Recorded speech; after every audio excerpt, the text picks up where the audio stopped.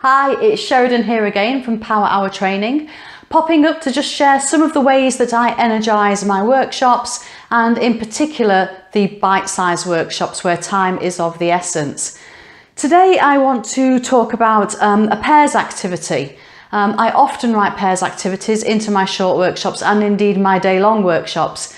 It's a great way of changing pace, of just calming things down a little, and it also makes sure that everybody gets the chance to contribute, even your quieter members. Now, one of my favourite exercises is one that I actually was introduced to by another trainer very many years ago, and it's particularly useful if you are going to be covering a topic that may be slightly controversial. So if you think there's going to be a little bit of negativity to overcome, this can be a great way to deal with it.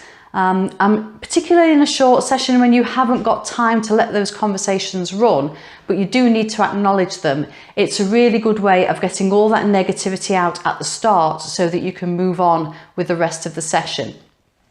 Now, the version I've got here is from our Prepare for an Appraisal session, Power Hour, but it is in 2 or 3 of the others as well because I love it so much, and it's called a Think Differently activity. And it's simply a handout, and you ask people to complete it in pairs.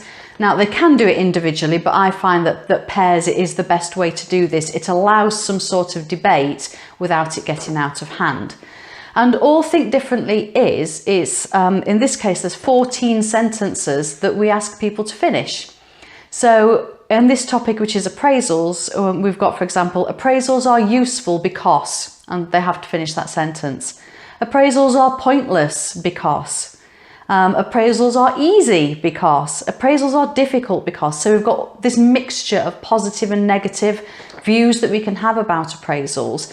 And the fact that we want people to actually fill every sentence in means that we are forcing them to look at both sides of the argument. So any deeply entrenched feelings and views, we're already starting to chip away at them, and they're kind of forced to admit that it's not all bad. Obviously, you need to debrief that. You need to accept that there are limitations, there are difficulties that need to be overcome, but then that does allow you to move on with the rest of your workshop, hopefully in a much more positive frame of mind, knowing that you're not going to keep getting dragged down into all the negativity. So that's my tip this week. Think differently. Thank you very much.